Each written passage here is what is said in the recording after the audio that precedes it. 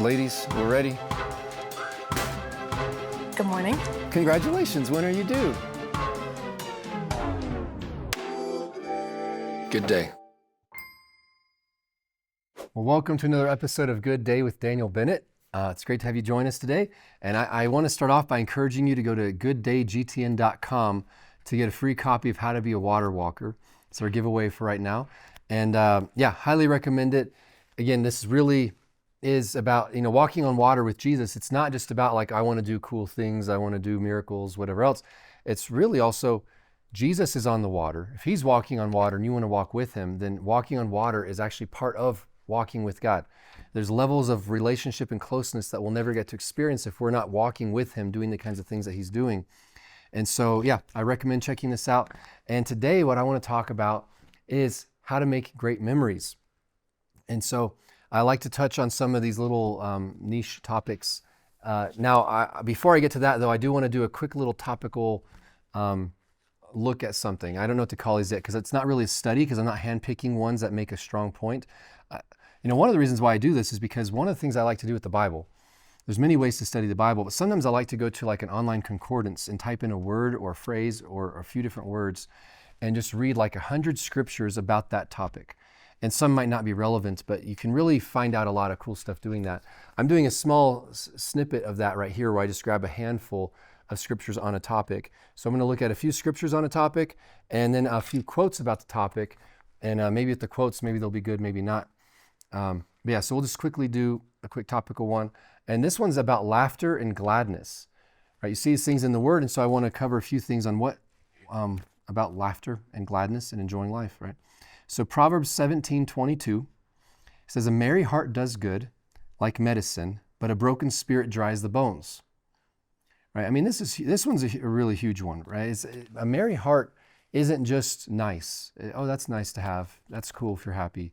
But it does good. It actively does good. It's like a medicine. It makes you stronger, makes you healthier, makes you more whole. You're healed by it, right? A merry heart can do so much. The joy of the Lord is our strength. So it's not just something that's a nice to have. We really, really need this. God wants us to walk in joy and have merry hearts, have joy, have songs in our hearts. It actually does protect us and heal us when things go wrong. And so it's a very big deal. That's why I like to focus on some of these lighthearted topics, is because sometimes we think that they're not important, but they actually can be the key to walking in victory, which is incredibly important. Ecclesiastes 3 verse 4 says there's a time to weep and a time to laugh, a time to mourn and a time to dance, right? There's a time for the variety, right? Where there's time to weep and laugh. So again, right there, laughter. I did a teaching once called, "Does God have a sense of humor?" He does. He's the one who invented humor. He invented laughter. These are good things. And at the right time, at the right place. Again, same with dancing, right? Having merriment in your heart. Where, my daughter's like this, where when she's happy, she just can't help herself. She just starts dancing around the room, even if there's no music.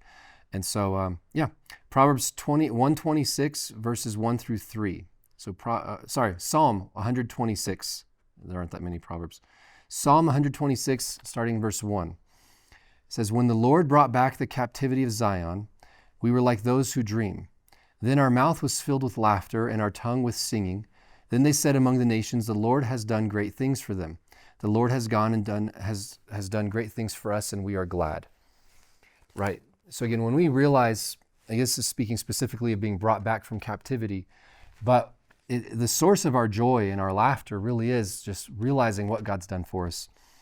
Just rejoicing, being happy, if we remember where we came from and where we are now, there's really no reason to not be overjoyed. And so the last scripture for right now is Psalm 30, verse 11.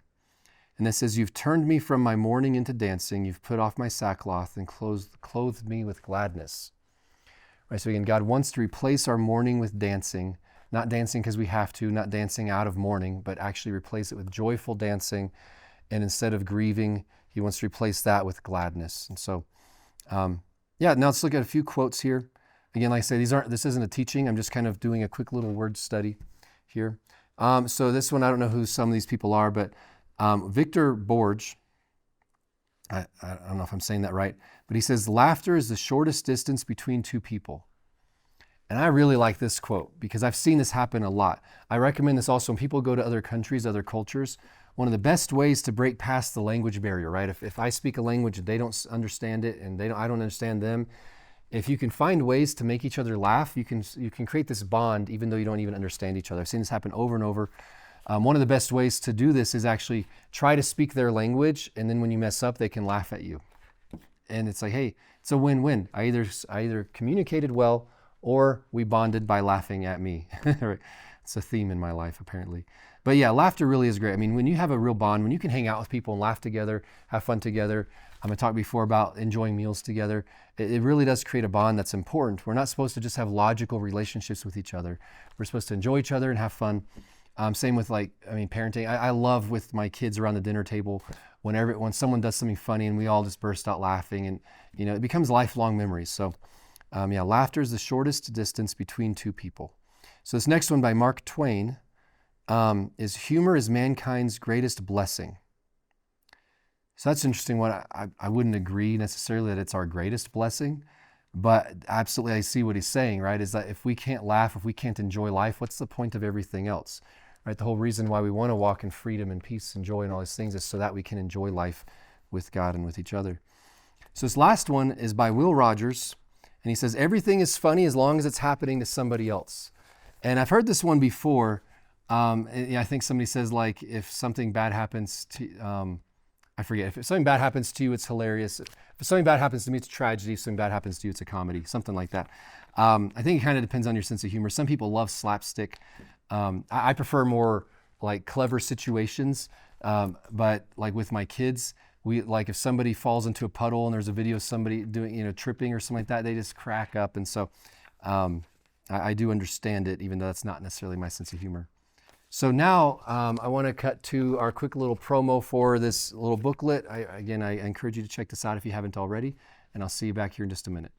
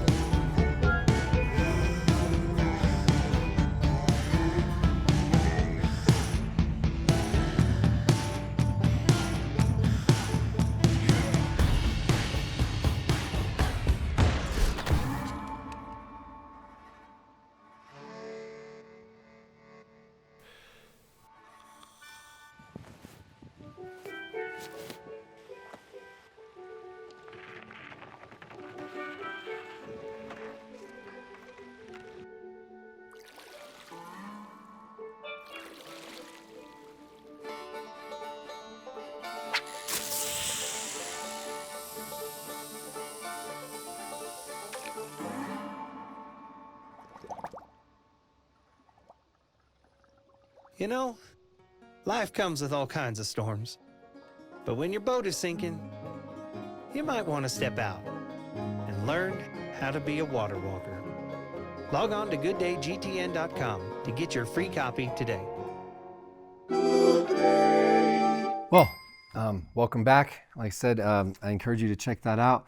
And what I want to talk with you about today is how to make great memories, right? This is something that I found in my life, at least, is that when you're younger, you're concerned, like, I need to live my life the right way so that I have all these fun memories, all these fun experiences.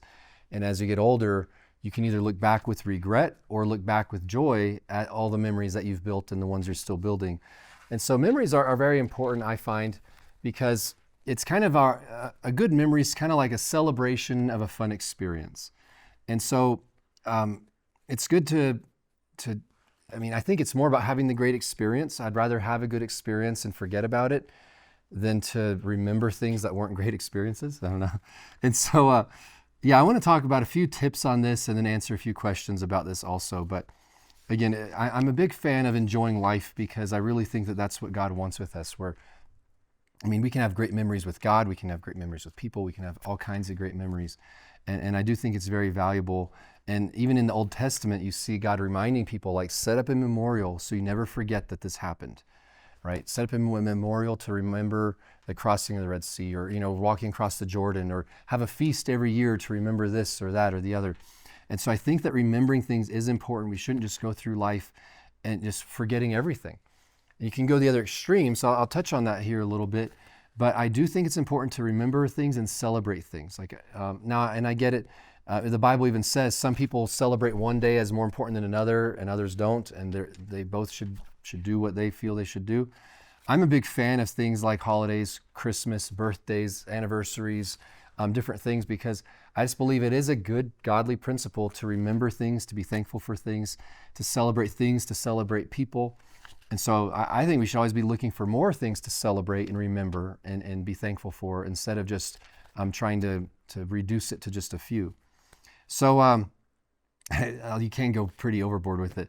As my wife, sometimes she'll be like, our son, this is the last time our son will use his favorite spoon.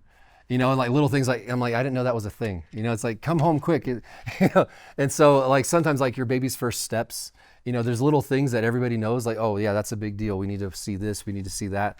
My wife and I, we get so sentimental about it though, that we celebrate like every single little thing of like, this is their last time in their favorite pajamas. This is whatever. And so you don't have to go that far. But first of all, to create great memories, one of the keys is to be in the moment.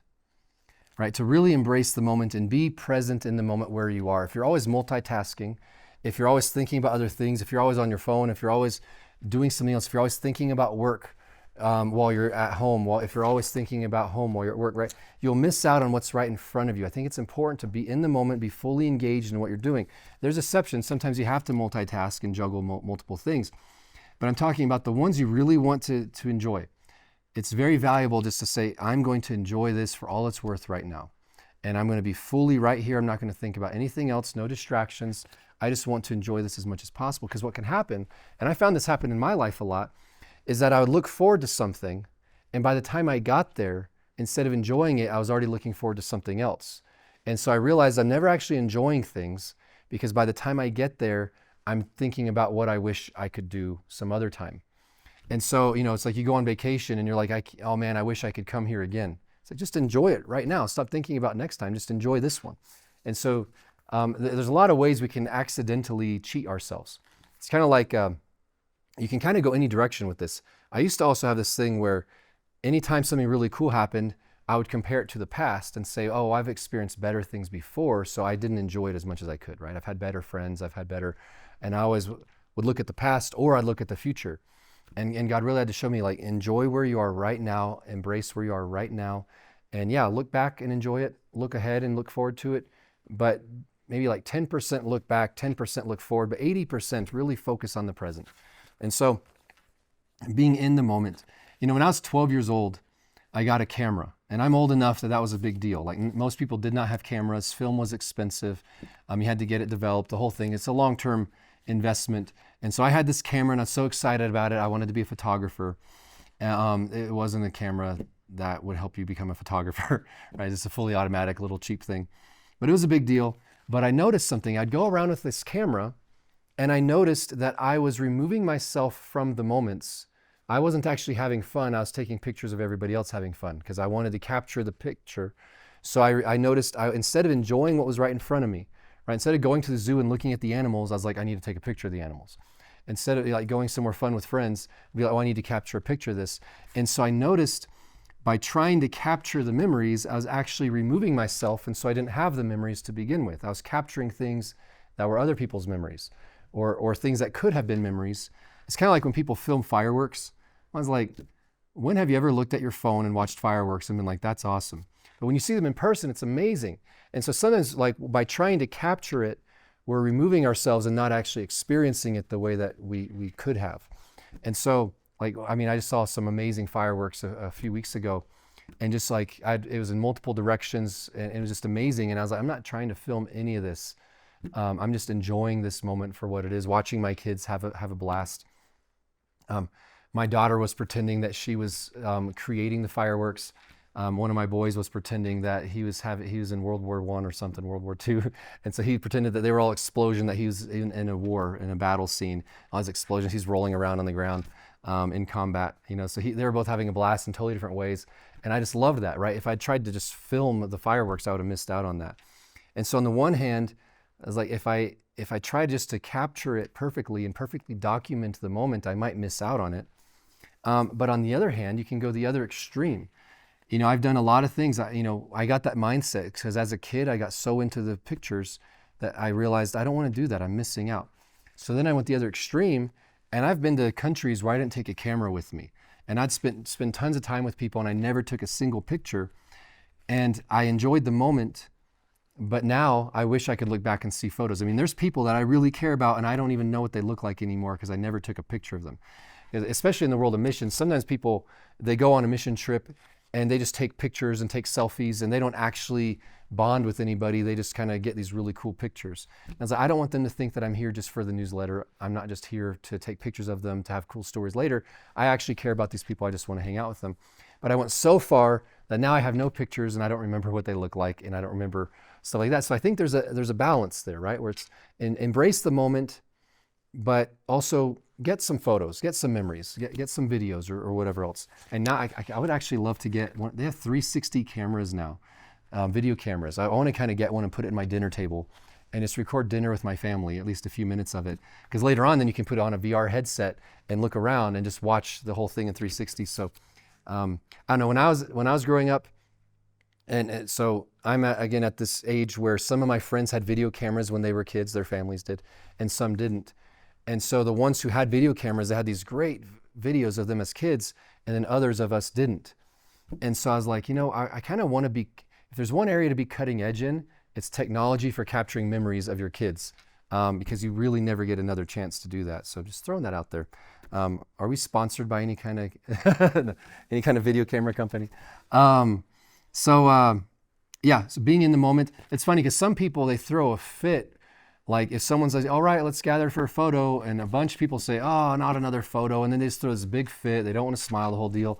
It's like, grow up, let someone take a photo, right? You see this a lot in family gatherings, right? Maybe like the mom wants to take a photo, and all the men are like, oh, no photo. Get over it, let them take a photo. I think there's a good balance. Don't just take photos the whole time, but don't throw a fit and be a baby about it when someone does take a photo. It's just like, yeah, capture some of the moments, but make sure you have the moments too. Well, who cares if you get these world-class photos and you're having a miserable time? Like you'll look at it and be like, that was a terrible day, right? I'd rather have like one photo instead of 100 and be like, that was an amazing day, and have all these memories about it. So, another thing you can do, it's not just taking photos, but even writing some stuff down. It's amazing what you don't think you'll forget that you do forget. Or you might, if you just write a few things down. I mean, I found, sometimes I find this, I have some journals from when I was like 10 years old, 12 years old, and I'd write about my day. And it's so cool because I completely forget what it's like to be 10 years old or 12 years old. And I see how I wrote about my day, and all these memories come flooding back. And so writing stuff down can also help when you see kind of your own little thoughts and what you did, and little jokes that you made or something like that. Another tip for making great memories is to do things you've never done before. This is something I've noticed is when you do the exact same thing every day for a long period of time, all your days kind of blend together. You just have this big blob. And that's actually fine sometimes, where the blob becomes this fun memory. Like, remember that time where I did this every single morning for 2 years? Okay, it's one big blob of a memory.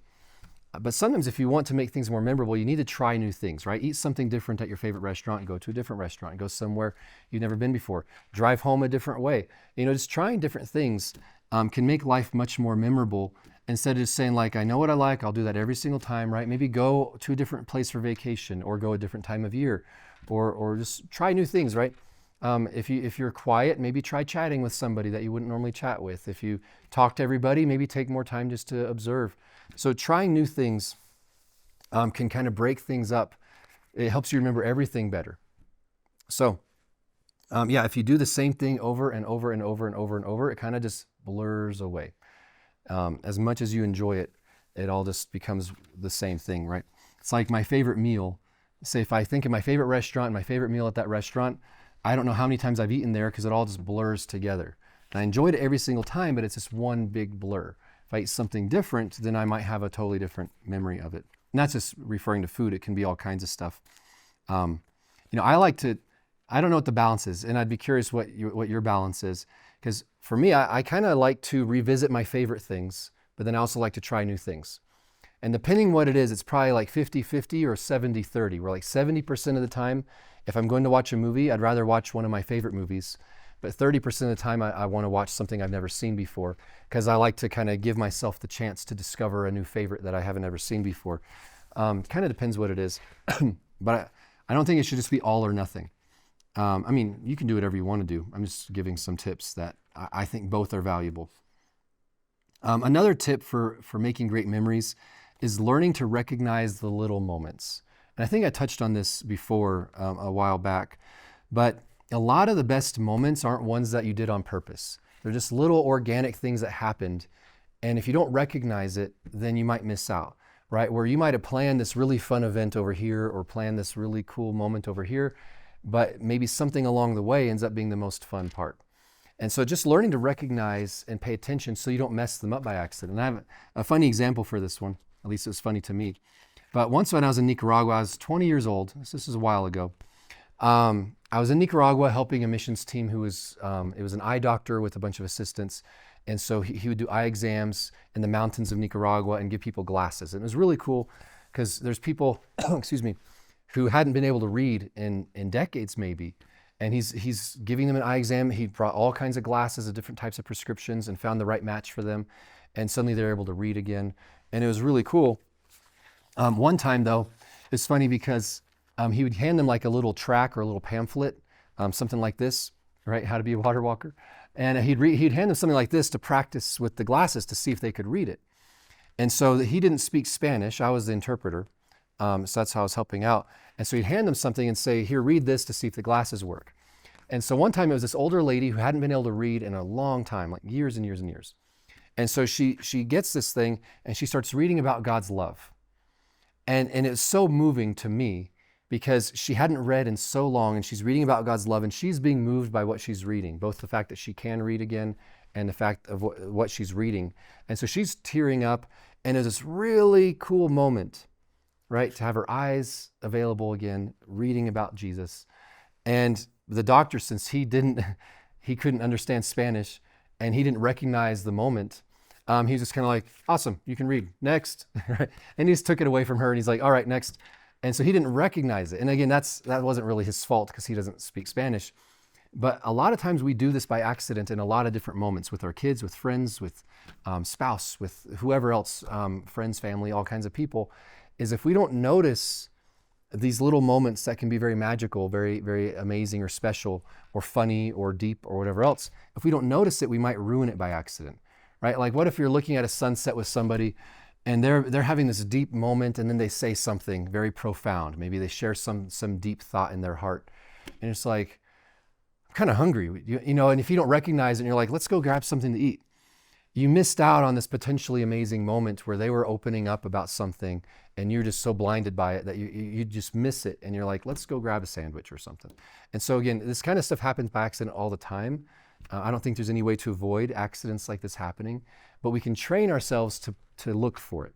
Like I try to pay attention to my kids' faces to notice when something is just a regular moment or a really special moment. Like, are they deep in thought? Things like that. Like sometimes I'll walk out of my bedroom in the morning and one of my kids might have woken up early and sometimes they sit at the top of the stairs and they just kind of enjoy the peace and quiet and seeing the sunrise and stuff like that. And so instead of saying like, hey, you should be in bed, like, wait a minute, they're having a deep moment right now. So I just sit next to them and don't say anything. We just kind of enjoy this little moment sitting next to each other. And if you don't notice it, you miss out on things like that. So that's one of the keys also to making great memories, is to notice the little moments. The last little tip I'll mention is that many of the best moments are with people. All right. I mean, I have great memories about all kinds of stuff. I have great memories about my favorite sandwich I've ever eaten, about movies or other things, right? There's things like that, but many of them are about people, right? Where it's not just that I played a fun game, but I played a fun game with my family and we have great memories of laughing about playing this game together, stuff like that. So sometimes we can get so fixated on activities that we forget that the whole point of the activity is to have fun with other people. And so remembering that. So before we wrap up, I want to answer a few questions about making great memories. And so, how do you know when to stop planning and just live in the moment? That's a good question. I think both are valid. I think you want to plan. You can get so much more out of an experience if you do some proper planning. But then you also want to just say like, okay, I've planned, but now that we're doing it, let's just enjoy it. And if the plan changes, it's going to change, right? No plan's going to happen. It's kind of like they say, you'll never actually use your plan, but having planned is priceless. So you want to make a plan, but then you also want to be okay with the fact that the plan won't happen perfectly. What's one thing you've done to create a memory you'll cherish forever? Well, I kind of touched on that already, but what can you do to create a memory you'll cherish forever? Again, I don't think you can force these. I think the best memories are ones you weren't expecting, just like the right moment, right? The right mood, the right lighting, the right sound, the right music, the right, you just watch a movie and have you ever watched a movie and when it finishes, you're in the theater, it finishes and you're just like, I just want to sit here a little bit longer. Like, I just want it to soak in because it moved me, or I'm just so caught up in the moment. So I don't think you can force it. You can't say this will be a memory I cherish forever. You can create an environment where that might happen.